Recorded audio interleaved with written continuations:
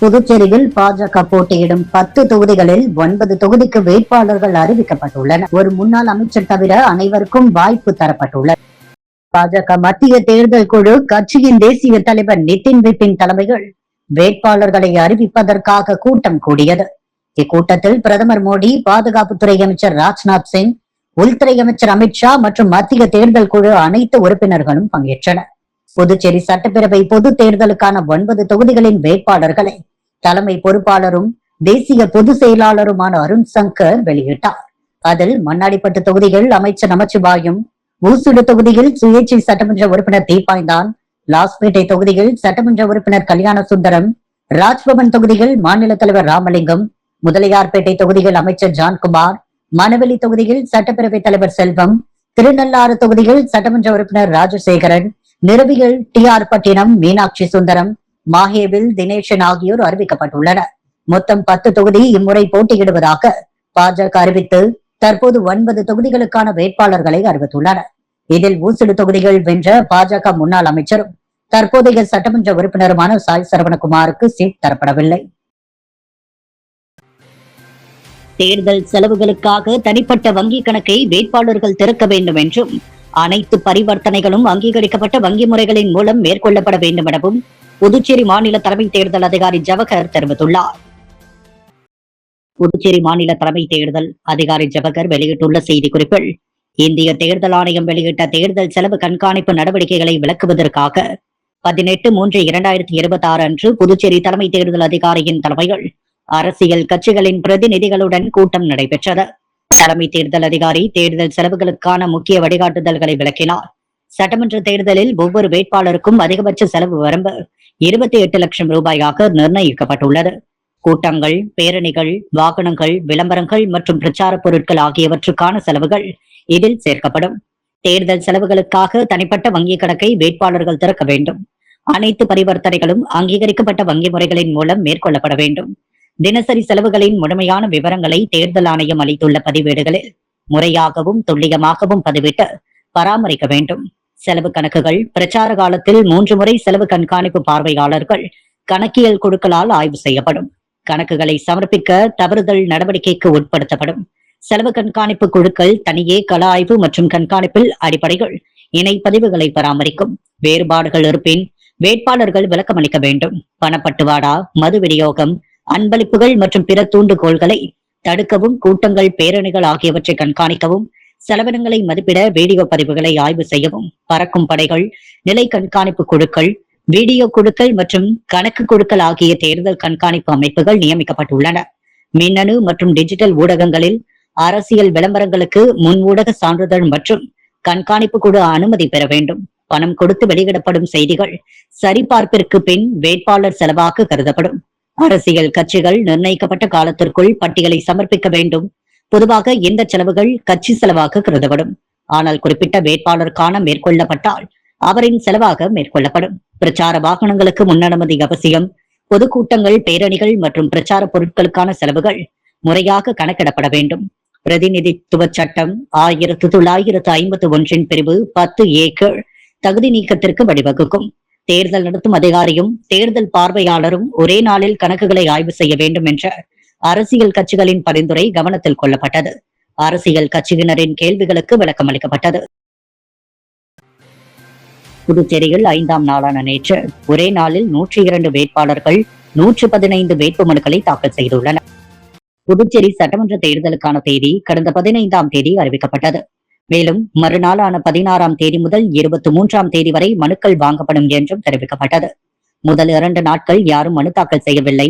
3, 4ஆம் நாட்களில் 19 மனுக்கள் தாக்கல் செய்யப்பட்டது.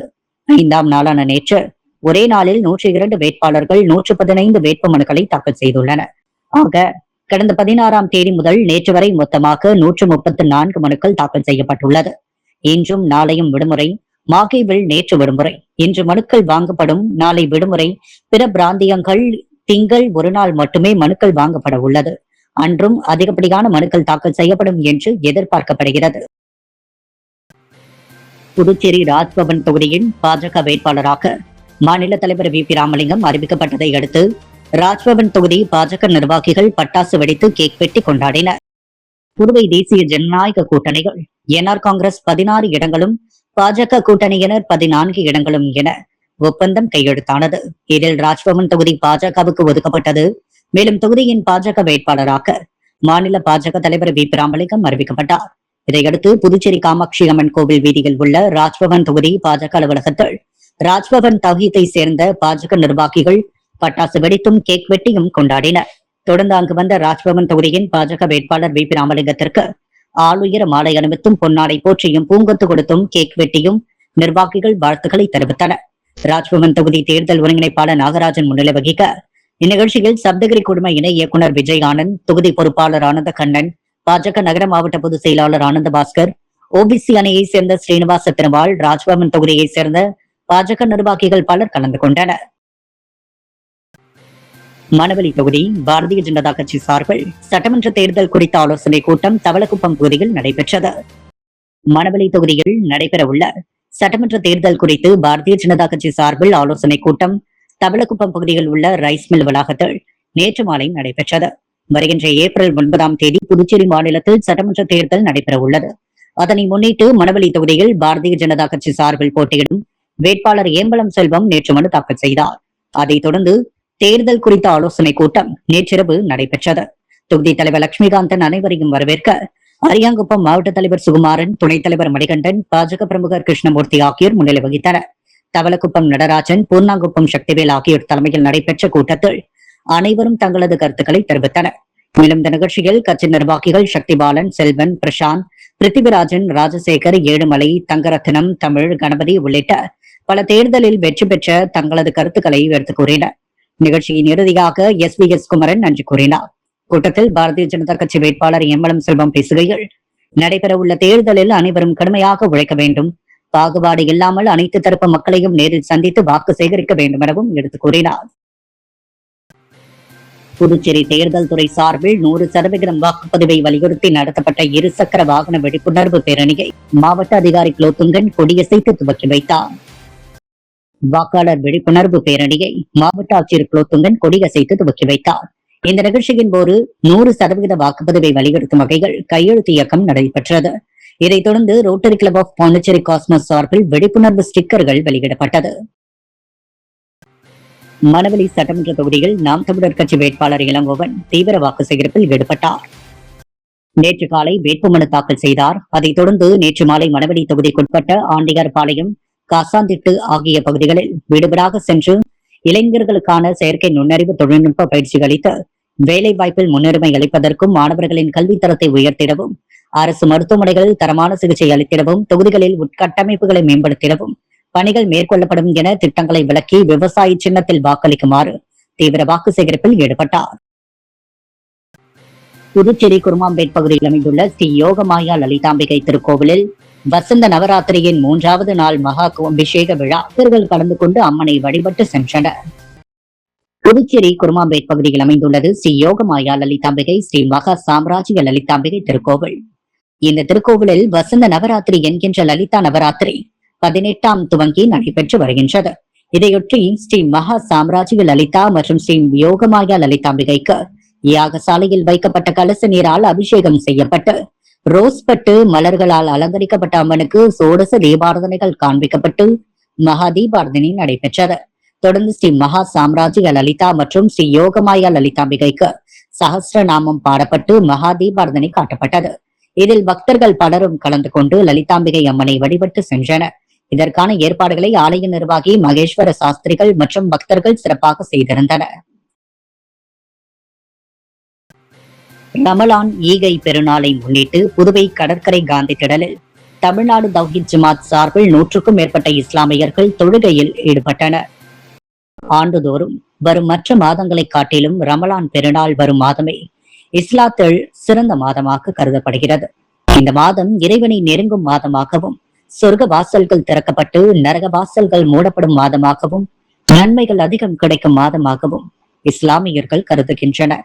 நன்மை தீமைகளை பிரித்து அறிவிக்கும் குரான் உலகிற்கு இறைவனால் வழங்கப்பட்டதும் இந்த மாதம் என்பதால் இந்த மாதம் முழுவதும் நோம்பிருந்து நாடு முழுவதும் ரமலான் பண்டிகையினை இஸ்லாமியர்கள் கொண்டாடுகின்றனர். அந்த வகையில் புனித ரமலான் தினமான இன்று புதுச்சேரி கடற்கரை சாலையில் உள்ள காந்தி திடலில் தமிழ்நாடு தௌஹீத் ஜமாத் சார்பில் ரமலான் பண்டிகை சிறப்பு தொழுகைகள் 100க்கும் மேற்பட்ட இஸ்லாமியர்கள் கலந்து கொண்டனர். புத்தாடைகள் அணிந்து சிறப்பு தொழுகையில் பங்கேற்ற இஸ்லாமியர்கள் ஒருவருக்கொருவர் கட்டித் தழுவி ரமலான் வாழ்த்துக்களை பரிமாறிக்கொண்டனர். இதே போன்று பல்வேறு மசூதிகளிலும் ரமலான் பண்டிகையொட்டி தொழுகை நடைபெற்றது. புதுச்சேரி காமராஜர் நகர் தொகுதியில் போட்டியிடும் லட்சிய ஜனநாயக கட்சி தலைவர் ஜோஸ் சார்லஸ் மார்டின் வீராம்பட்டினம் செங்கல்நீர் மாரியம்மன் கோவில் சிறப்பு பூஜை செய்து தனது தேர்தல் பயணத்தை துவக்கினார். வீராம்பட்டினம் ஸ்ரீ செங்கல்நீரம்மன் கோவிலில் சிறப்பு பூஜை நடத்தி சுவாமி தரிசனம் செய்து தனது தேர்தல் பயணத்தை துவக்கினார். தெய்வம் நினைத்தால்தான் எல்லாம் நடக்கும் என்ற பழமொழிக்கேற்ப இறைவன் அருளுடன் வெற்றி பெற வேண்டும் என்ற நோக்கில் இந்த பூஜையை நடத்தினார். இந்த நிகழ்வில் அவரது மாமனாரான கமலக்கண்ணன் கலந்து கொண்டு பூஜை செய்யப்பட்ட மாலையை ஜோஸ் சார்லஸ் மார்டினுக்கு அணிவித்து வெற்றி உறுதி என நம்பிக்கை தெரிவித்து வாழ்த்துக்களை பகிர்ந்தார். குடும்ப ஆதரவும் ஆன்மீக நம்பிக்கையும் சேர்ந்தால் பாதை பாதியாக வென்றதற்கு சமம் என்பதை காட்டும் வகையில் இந்த நிகழ்வு அமைந்தது. லட்சிய ஜனநாயக கட்சியின் தேர்தல் சின்னமான தர்பூசணியை கமலக்கண்ணன் பொதுச் செயலாளர் சுரேஷ், துரைசாமி மற்றும் மீனவர் அணி தலைவர் குமரன் ஆகியோரிடம் பெற்றுக்கொண்டு பொதுமக்களுக்கு அறிமுகப்படுத்தினார். சின்னம் தெரிந்தால்தான் வாக்கு வரும் என்பது போல சின்னத்தை மக்களிடம் கொண்டு சேர்க்கும் பணியும் அதே நேரத்தில் நடைபெற்றது. அந்த நிகழ்வில் கட்சியின் பல நிர்வாகிகள், தொண்டர்கள், பகுதி மக்கள் திரளாக கலந்து கொண்டு லட்சிய ஜனநாயக கட்சி தலைவருக்கு ஆதரவு தெரிவித்தனர். உற்சாகமும் நம்பிக்கையும் கலந்த இந்த துவக்கம் காமராஜ் நகர் தொகுதியில் தேர்தல் களத்தை மேலும் சூடுபடுத்தியுள்ளது. புதுவையில் உப்பளம் மற்றும் உருளையன்பேட்டையை ஆகிய தொகுதிகளில் அதிமுக போட்டியிடுகிறது என்றும் அதிமுக கூட்டணியில் உள்ள தேசிய ஜனநாயக கட்சி மீண்டும் ஆட்சி அமைக்கும் என மாநில செயலாளர் அன்பழகன் தெரிவித்துள்ளார். தேசிய ஜனநாயக கூட்டணியில் என்ஆர் காங்கிரஸ் 16 இடங்களில், பாஜக 10 இடங்களில், லட்சிய ஜனநாயக கட்சி 2 இடங்களில், அதிமுக 2 இடங்களிலும் போட்டியிடுகின்றன. உப்பளம், உருளையன்பேட்டை அதிமுக 2 தொகுதிகளில் போட்டியிடுவதாக அதிமுக மாநில செயலாளர் அன்பழகன் தெரிவித்துள்ளார். பல்வேறு கால சூழலால் கூட்டணி தர்மத்திற்காக அதிமுக 2 இடங்களை பெற்றுள்ளது என்றும் 2 தொகுதிகளிலும் வெற்றி பெறுவோம் என்றும் 2 தொகுதிகளிலும் அதிமுக வெற்றி பெற்று ஆட்சியில் பங்கு கேட்போம், மீண்டும் முதலமைச்சராக ரங்கசாமி பங்கேற்பதில் அதிமுக உறுதுணையாக நிற்கும் என்றவர், நாங்கள் என்ன தர்மத்துக்காக கட்சி நடத்துகிறோம், சட்டமன்ற உறுப்பினராக வெற்றி பெற்றால் அமைச்சரவையில் பங்கு கேட்போம் எனவும் தெரிவித்தார். உருளையன்பேட்டை தொகுதியில் போட்டியிடும் திமுக வேட்பாளர் கோபால் தனது வேட்புமனுவை தாக்கல் செய்தார். புதுச்சேரி உருளையன்பேட்டை சட்டமன்ற தொகுதியில் திராவிட முன்னேற்ற கழகம் சார்பில் போட்டியிடும் வேட்பாளராக கோபால் அறிவிக்கப்பட்டார். இதையடுத்து திமுக தலைமை பொதுக்குழு உறுப்பினரும் உருளையன்பேட்டை தொகுதி பொறுப்பாளருமான கோபால் தனது வேட்புமனுவை தாக்கல் செய்தார். ஊசுடு தொகுதிக்குட்பட்ட கூனி முடக்கு பகுதிகள் காங்கிரஸ் கட்சி வேட்பாளர் கார்த்திகேயன் கை சின்னத்திற்கு வீடு வீடாக சென்று தீவிர வாக்கு சேகரிப்பில் ஈடுபட்டார். புதுவை மாநிலத்தில் சட்டப்பேரவை தேர்தல் வருகின்ற ஏப்ரல் மாதம் 9ஆம் தேதி நடைபெற உள்ள நிலையில் அரசியல் கட்சியினர் தீவிர வாக்கு சேகரிப்பில் ஈடுபட்டனர். அதன் ஒரு பகுதியாக ஊசுடு சட்டமன்ற தொகுதிக்குட்பட்ட கூனி முடக்கு பகுதிகளில் காங்கிரஸ் கட்சி வேட்பாளர் கார்த்திகேயன் தனது ஆதரவாளர்களுடன் கை சின்னத்திற்கு வீடு வீடாக சென்று பொதுமக்களிடம் தீவிர வாக்கு சேகரிப்பில் ஈடுபட்டார். புதுச்சேரி பிரதேச காங்கிரஸ் கட்சியின் அனைத்து பிரிவு தலைவர்கள், செயலாளர்கள், தொண்டர்கள் மற்றும் பொதுமக்கள் பலர் கலந்து கொண்டு சிறப்பித்தனர். மணவெளி சட்டமன்ற தொகுதி தானம்பாளையத்தில் முன்னாள் அரசு கொறடா அனந்தராமன் வாக்கு சேகரிப்பில் ஈடுபட்டார். நேற்று காலை வேட்புமனு தாக்கல் செய்தது. பின்னர் மாலை தவளக்குப்பம் அடுத்த தானம்பாளையம் கிராமத்தில் உள்ள ஸ்ரீ புட்லாயம்மன் ஆலயத்தில் சிறப்பு பூஜைகள் செய்து வாக்கு சேகரிப்பில் ஈடுபட்டார். இதில் நல்லபாடு சாலை தானம்பாளையம் கிராமத்தில் உள்ள அனைத்து வீடுகளுக்கும் வீடு வீடாக சென்று கை சின்னத்தில் வாக்களிக்குமாறு கோரிக்கை வைத்து வாக்கு சேகரித்தார். இதில் மணவெளி தொகுதி அனைத்து நிலை காங்கிரஸ் கட்சி நிர்வாகிகள், தொண்டர்கள் கலந்து கொண்டனர். அரியாங்குப்பம் சக பெட்டாங் கிளப் சார்பில் வடமாநில வீரர்களுக்கான 2 நாள் பயிற்சி முகாம் நடைபெற்றது. முதலாவது தேசிய அளவிலான பெட்டாங் பயிற்சி முகாம் அரியாங்குப்பம் பாரதி நகர பகுதியில் இயங்கி வரும் சகா பெட்டாங் கிளப் சார்பில் வடமாநில வீரர்களுக்கான பெட்டாங் போட்டி 2 நாட்களுக்கான பயிற்சி முகாம் நடைபெற்றது. இதில் பஞ்சாப், ஹரியானா, பீகார், ஜார்க்கண்ட் ஆகிய மாநிலங்களைச் சேர்ந்த 20க்கும் மேற்பட்ட வீர வீராங்கனைகள் பங்கேற்று பயிற்சி பெற்றனர். இந்நிகழ்ச்சியில் கழகத்தின் தலைவர் குருமூர்த்தி தலைமை தாங்கினார்.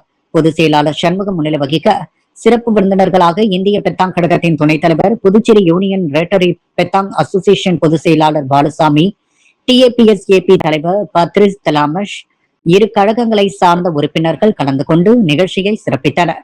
இப்பயிற்சி முகாமில் தேர்வு செய்யப்படும் வீரர்கள் அடுத்த மாதம் தாய்லாந்தில் நடைபெறவுள்ள உலக பெத்தாங் போட்டிகள் இந்தியாவை பிரதிநிதித்துவப்படுத்த உள்ளனர் என்பது குறிப்பிடத்தக்கது. புதுச்சேரி மாநில மக்கள் முன்னேற்ற கழகத்தின் செயற்குழு கூட்டம் மணவெளி தொகுதி நோனாங்குப்பத்தில் நடைபெற்றது. புதுவை மாநில மக்கள் முன்னேற்ற கழகத்தின் செயற்குழு கூட்டம் மணவெளி தொகுதி நோனாங்குப்பத்தில் நடைபெற்றது. காரைக்கால் மாவட்ட தலைவர் கணபதி சுப்பிரமணியம் தலைமையில் நடைபெற்ற நிகழ்ச்சிகள் மாநில செயலாளர் பரந்தாமன் முன்னிலை வகிக்க புதுச்சேரி மாநில மக்கள் முன்னேற்ற கழகத்தின் தலைவர் பேராசிரியர் முனைவர் ராமதாஸ் கட்சியின் முன் உள்ள சவால்கள், வருகின்ற சட்டமன்ற தேர்தலில் மேற்கொள்ள வேண்டிய நடவடிக்கைகள் குறித்து எடுத்துரைத்தார். கட்சியின் மகளிர் அணி, இளைஞர் அணி, மீனவர் அணி ஆகியவற்றின் நிர்வாகிகள் அறிமுகப்படுத்தப்பட்டனர்.